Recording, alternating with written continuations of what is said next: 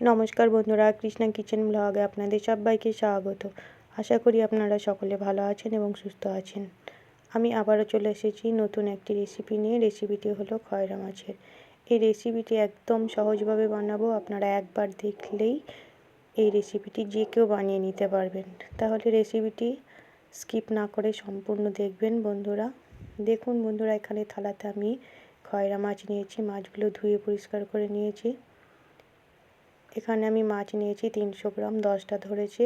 দিয়ে দিলাম আমি হলুদ হাফ চামচ, লবণও দিলাম হাফ চামচ। এবার ভালো করে মাছগুলো লবণ হলুদ দিয়ে মাখিয়ে নেব। রেসিপিটি বানানো যেমন সোজা, খেতেও কিন্তু দারুণ হবে বন্ধুরা। আপনারা স্কিপ না করে দেখবেন। আপনারা যে কেউ এই রেসিপিটি বানিয়ে নিতে পারবেন, এতটাই সোজা। আর গরম ভাতে খেতে কিন্তু লাগে অসাধারণ। দেখুন বন্ধুরা, এখানে মাছগুলো আমি খুব সুন্দর করে মাখিয়ে নিচ্ছি লবণ হলুদ দিয়ে।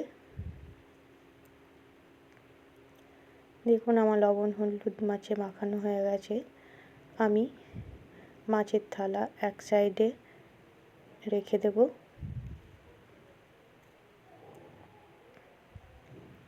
এবার নিয়ে নেব একটা মিক্সি জার মশলা তৈরি করার জন্য। আমি দিয়ে দিলাম 5টা কাঁচা লঙ্কা, 1 চামচ সাদা সরিষা, 1 চামচ পোস্ত, দিয়ে দিলাম হাফ চামচ গোটা জিরে,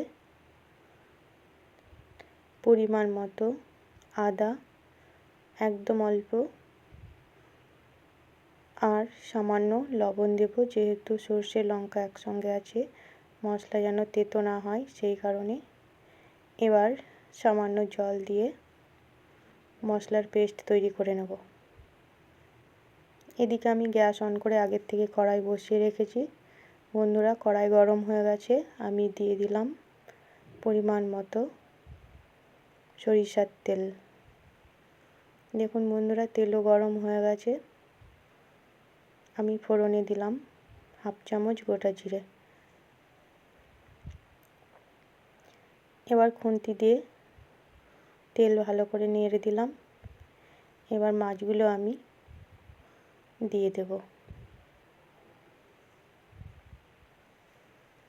এই মাছগুলো খুবই নরম হয় বন্ধুরা। এই মাছগুলো কিন্তু কাঁচা রান্না করলেও খুব টেস্টি লাগে। দেখুন আমি একটা একটা করে মাছগুলো তেলে ছেড়ে দিচ্ছি। এখানে আমার গ্যাসের ফ্লেম কমানো আছে বন্ধুরা। এখানে মাছ আমি বেশি ভাজবো না, তাই আলাদা করে আমি মাছ দুবার ভাজলাম না। আমি সব মাছগুলো একসঙ্গে দিয়ে দিচ্ছি। জাস্ট তেলে দিয়ে এপিট ওপিট করে নেব। এই মাছ বেশি ভাজলে খেতে ভালো লাগে না। দেখুন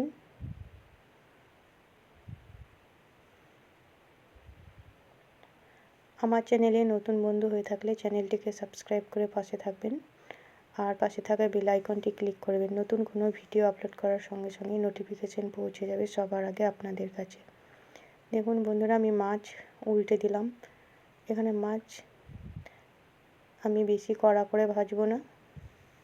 এবার দিয়ে দেব বেটে রাখা মশলা। দেখলেন তো বন্ধুরা, আমি বলেছিলাম মাছ আমি এখানে ভাজবো না বেশি।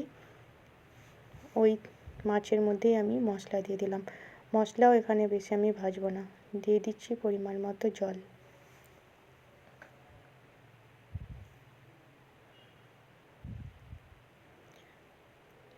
খুন্তি দিয়ে আমি একসঙ্গে আবার ভালো করে নেড়ে দিচ্ছি। এবার দিয়ে দেব আরও একটু জল, কারণ একটু মশলাটা একটু ফুটবে, না হলে কাঁচা গন্ধ ছাড়বে। দিয়ে দিলাম আমি পরিমাণ মতো হলুদ আর স্বাদ মতো লবণ। এবার একটু নেড়ে কিছুক্ষণ ফুটিয়ে নেব। এখানে কিন্তু খুব বেশি ফোটালেও হবে না বন্ধুরা, তাহলে মাছ ভেঙে যাবে। যেহেতু এই মাছ খুবই নরম, ওপর দিয়ে দিয়ে দিলাম কাঁচা পাকা 4টে চেরা লঙ্কা।